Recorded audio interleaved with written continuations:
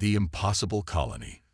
Grand Counselor Zeth-Val looked out through the massive observation window of the Galactic Council's orbital station.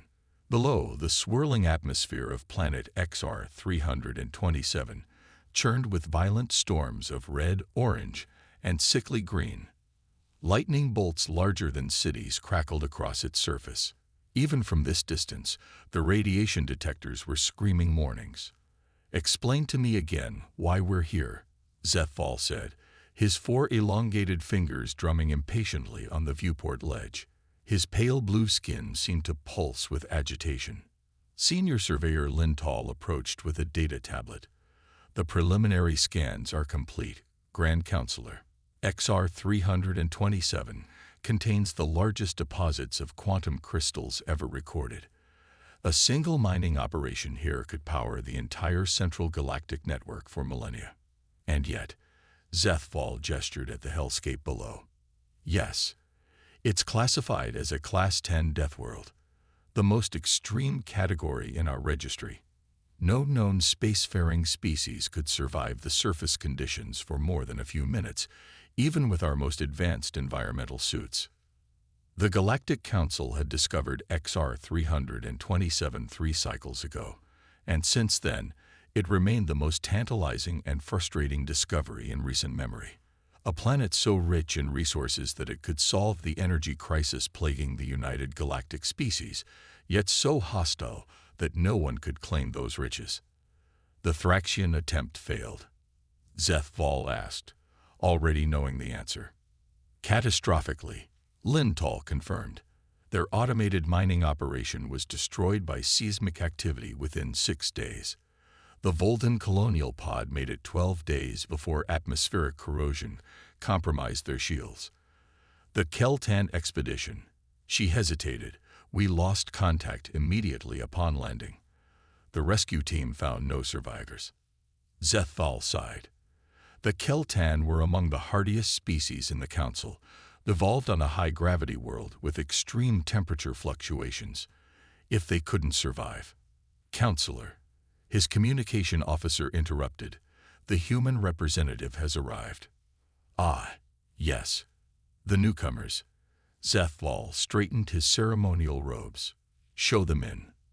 The humans had been discovered only 1 cycle ago, a primitive yet surprisingly advanced species from a backwater system in the galactic rim. They had just developed faster than light travel and were eagerly making contact with other civilizations. Their application to join the Galactic Council was still pending evaluation.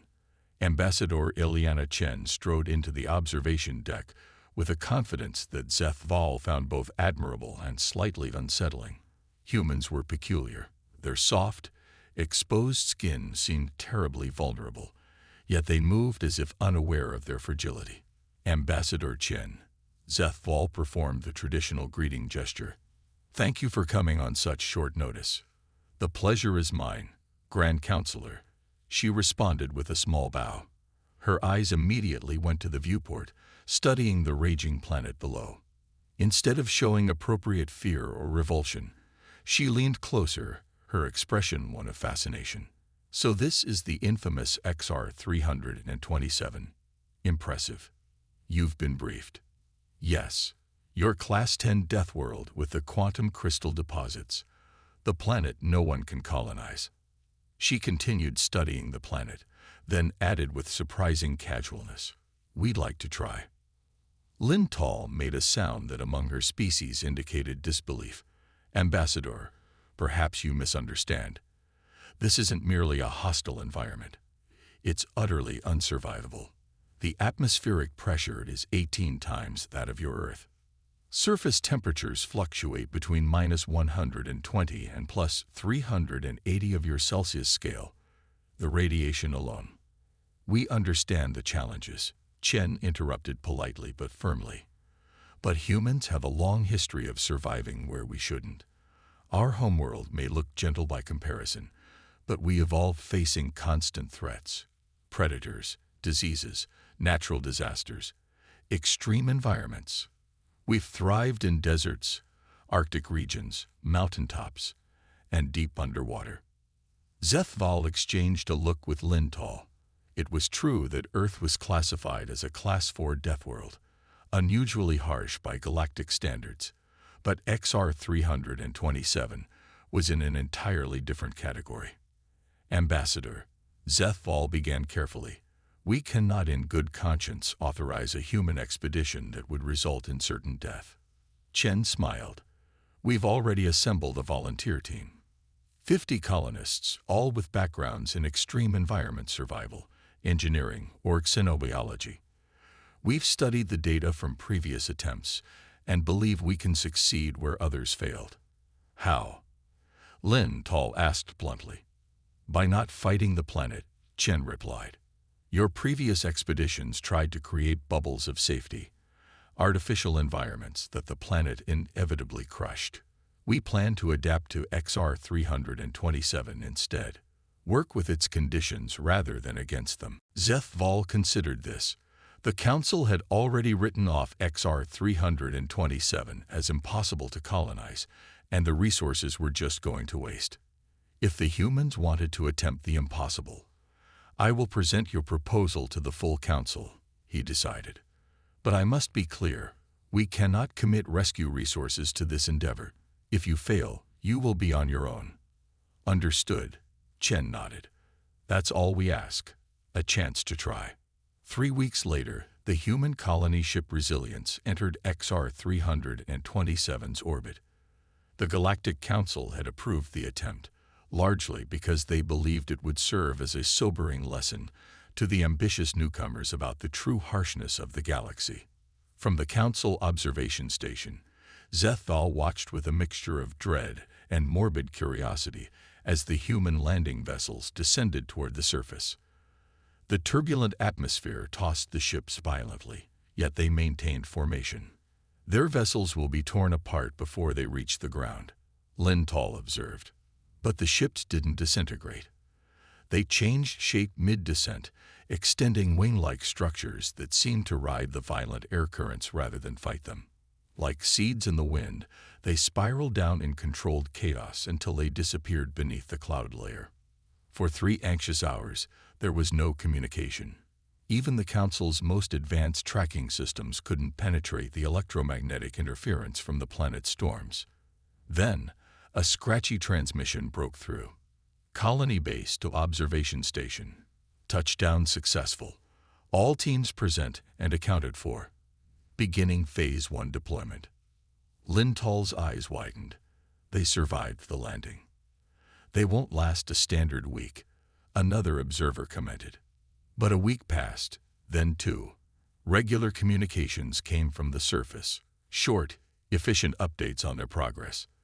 The humans had established their base in a relatively stable volcanic caldera, using the natural heat vents to power their equipment. They reported casualties, 6 dead from various accidents, but continued their work with grim determination. By the 3rd month, the Council's scientific community was following the human colony with intense interest. Instead of constructing traditional habitation domes, the humans had begun carving their living quarters into the dense bedrock, creating a network of tunnels and chambers that could withstand the crushing atmospheric pressure and frequent earthquakes. They developed localized atmospheric processors that didn't try to convert the entire atmosphere into a breathable mix, but instead created safe pathways between work sites. Workers wore exosuits of human design that were bulkier but more flexible than Council standard models, allowing them to work effectively despite the punishing gravity. It defies explanation, Lin Tal admitted during a briefing 6 months after the landing. They should have failed like all the others, but they keep adapting. The observation deck was now crowded with representatives from various Council species, all watching the remarkable progress on the screens. The humans had established a small but functioning quantum crystal mining operation.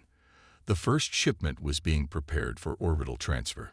How are they surviving the wildlife? Asked a Denovian scientist.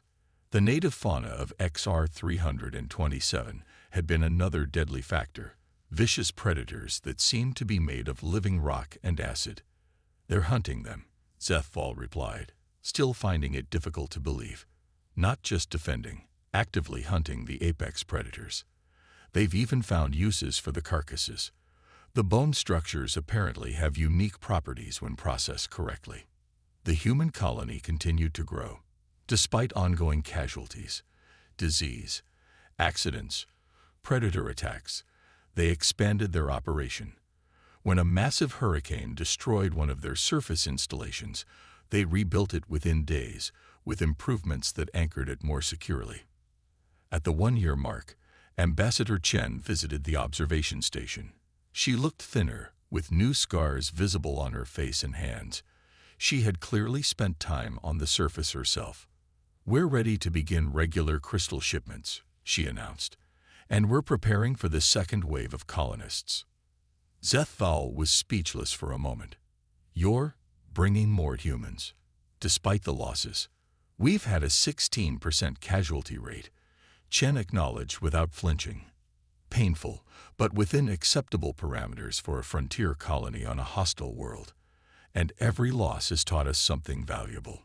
Your people willingly accept such risks." "Grand Counselor," Chen smiled, "humanity's greatest stories are about people who went where they were told not to go and did what they were told couldn't be done. We have thousands of volunteers waiting for their chance on XR 327. As if to emphasize her point, a proximity alert sounded. On the main viewport, a new ship appeared, much larger than the first colony vessel. "The Determination has arrived with 300 additional colonists," Chen explained, "and the equipment to expand our mining operation fivefold." Zethval stared at the human's second ship, then back at the scared but proud ambassador. He was beginning to understand that the Council had fundamentally misunderstood these newcomers. They weren't reckless or ignorant of danger. They simply refused to accept impossibility as a final answer. "Welcome to the galactic community, Ambassador," he said finally. "I believe we have much to learn from each other." Chen's eyes gleamed with the same intensity as the lightning storms on the planet below. "This is just the beginning, Grand Counselor. Just the beginning. The impossible solution." 5 years after the first human landing on XR 327, Grand Counselor Zethval found himself once again staring down at the turbulent planet, but this time from the relative comfort of a human transport shuttle. "Atmospheric entry in 2 minutes," announced the pilot, a stocky woman named Captain Rodriguez. "You might want to secure your harness tighter, Counselor. It gets bumpy." An understatement, Zethval discovered, as the shuttle began to shake violently upon hitting the upper atmosphere. What the humans called bumpy, most Council species would classify as catastrophic structural failure imminent. Yet the human crew moved about their stations with practiced ease, seemingly unconcerned by the way the vessel rattled and lurched. Through the viewport, Zethval caught glimpses of the planet below as they descended through layers of churning clouds. Lightning storms raged across vast stretches of toxic wilderness, but there, emerging from the chaos, was haven. The human colony had grown from a desperate foothold into a sprawling underground city, with reinforced surface structures connected by covered transit tubes. Massive excavation machines crawled across the landscape like great metal insects, extracting the precious quantum crystals. Defense towers surrounded the perimeter, keeping the more aggressive native fauna at bay. The shuttle touched down on a landing pad that retracted into the ground immediately after landing, bringing them into a pressurized hangar carved from solid bedrock. Administrator Ileana Chen, no longer just an ambassador, but the leader of a colony of nearly 2,000 humans, greeted Zethval as he unsteadily exited the shuttle. "Welcome to Haven, Grand Counselor. You're the highest-ranking council official to brave a personal visit." Zethval straightened his environmental suit, trying to appear dignified despite his lingering nausea from the descent. "These are unprecedented times, Administrator. The situation demands direct observation." Chen nodded gravely. "Then you understand the severity of what we're facing." She led him through massive pressure doors into the main colony complex. Inside, humans bustled about with purpose. What struck Zethval immediately was how they had adapted to their environment. Their clothing was made from processed fibers of native plants, stronger than standard materials. Many colonists had visible implants, neural links, respiratory enhancements, skeletal reinforcements that helped them function in the punishing conditions. "Your people have changed," he observed. "Evolution accelerated," Chen corrected. "We're adapting to XR 327 more quickly than we anticipated. Children born here show natural adaptations, denser bone structure, enhanced lung capacity, higher radiation tolerance." They entered a vast chamber that served as the colony's operations center. A three-dimensional hologram of the planet dominated the center, swirling with data points and trajectories. "Here's our problem," Chen said, zooming in on a region of the planet's crust. "The quantum crystal extraction has destabilized a major tectonic plate. Our geologists predict catastrophic movement within 3 months." Zeth Vowell studied the data. "An extinction-level event." "Yes. The quake will trigger volcanic eruptions that will make the planet uninhabitable, even by our standards, for at least a century. The atmospheric ejection will contaminate nearby space, potentially affecting shipping lanes and nearby systems." The Council had already concluded as much from orbital scans.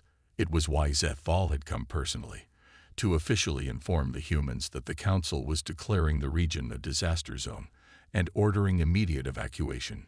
"We're pulling all approved mining operations from this sector," he explained. "The Council has authorized emergency extraction vessels for your colonists." Chen didn't seem surprised by the announcement, but neither did she seem prepared to accept it. "We're not evacuating, Counselor. Administrator, I understand your people have invested greatly here, but—" "It's not about the investment," she interrupted. "We have a solution." She gestured to a team of humans waiting nearby. They approached and unfolded a detailed technical schematic on the conference table. "This is Dr. Marcus Wong, our chief geophysicist." Chen introduced a gray-haired man with weathered features. "We've developed a tectonic stabilization system," Dr. Wong explained, pointing to various parts of the schematic. "By drilling a network of shafts to the mantle and placing controlled fusion devices at specific fault points, we can trigger smaller, manageable shifts instead of one catastrophic quake." Zeth Vowell stared at the plans in disbelief. "You're proposing to set off nuclear devices inside an already unstable planet." "Fusion devices," Wong corrected. "More controlled, less radiation. And yes, that's exactly what we're proposing. Controlled demolition on a planetary scale." "It's madness," Zeth Vowell said flatly. "Our best scientists analyzed this scenario. The mathematical models show any intervention would only hasten the collapse."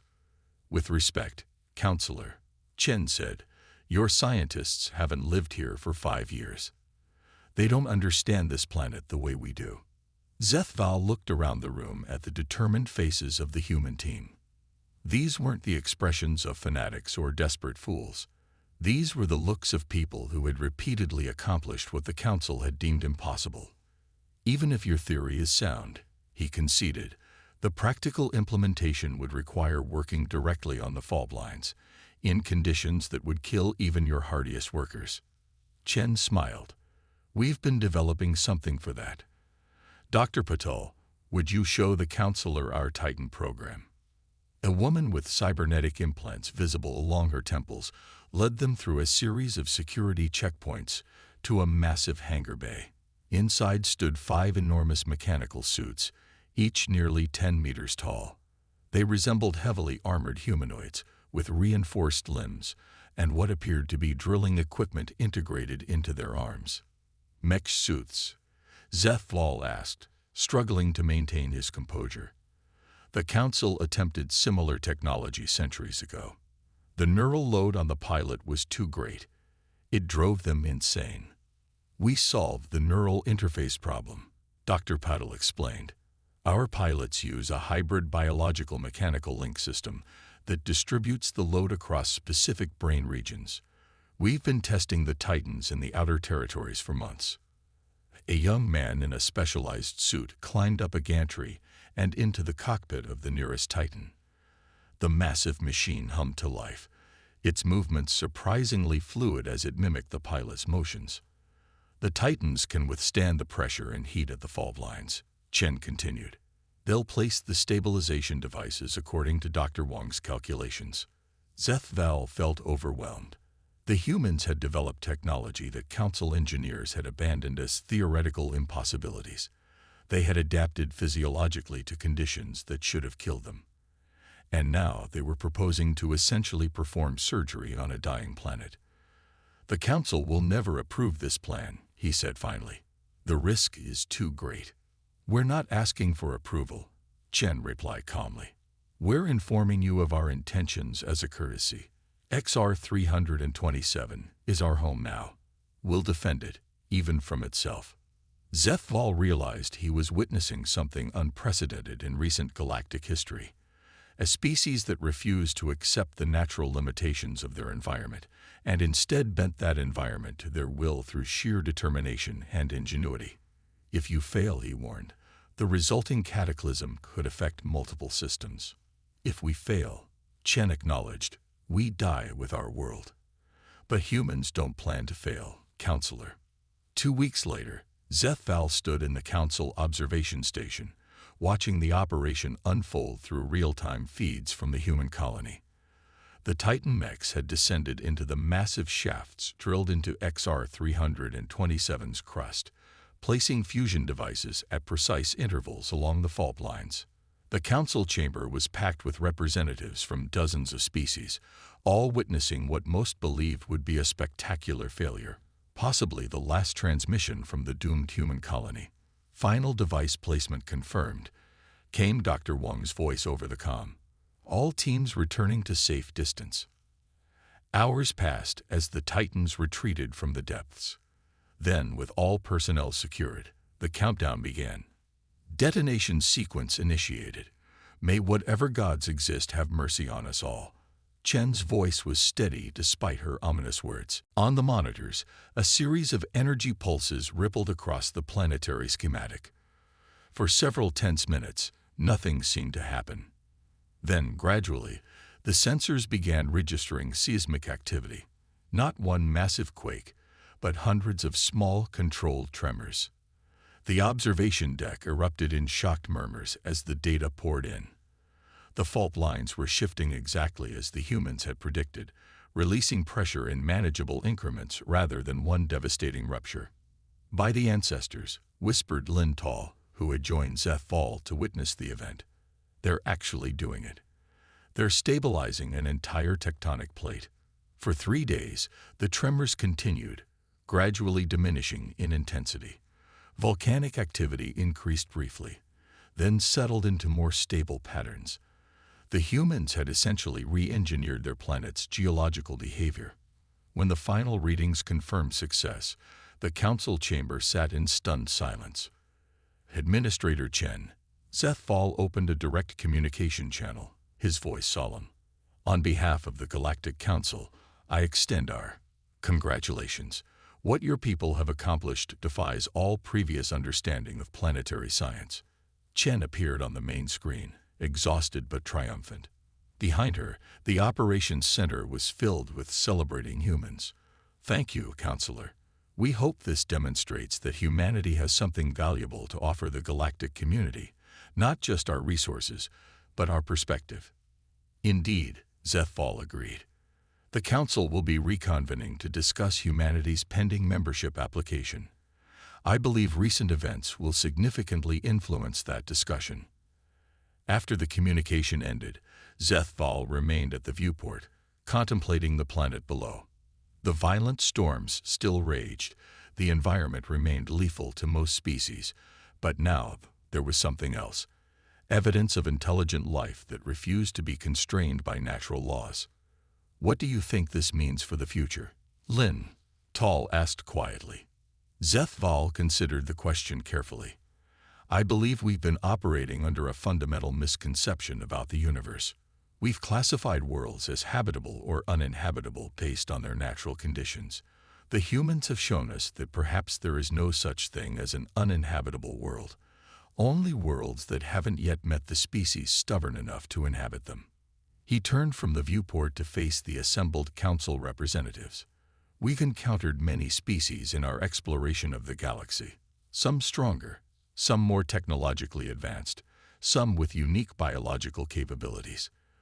But I believe humanity may be the first species we've met that simply refuses to accept impossibility as a concept. A dangerous quality, observed in Elder Thraxian. Perhaps, Zethval conceded, or perhaps exactly the quality the galaxy needs to face its greatest challenges. Within a year, humanity was granted full membership in the Galactic Council. The XR-327 colony, officially renamed Haven, became a center for extreme environment research and development. Scientists from across the galaxy braved the harsh conditions to learn from the humans, who continued to adapt and thrive in their chosen home. And as humanity expanded to other worlds previously deemed uninhabitable, the galaxy learned a new truth: where humans go, life finds a way, not by chance or natural selection, but through relentless determination and the unshakable belief that every problem has a solution, if only you're stubborn enough to find it. In the great library of the Council, a new saying was inscribed above the entrance to the xenobiology wing. The universe is not bound by what is possible, but by what has been attempted. It was a human phrase, of course,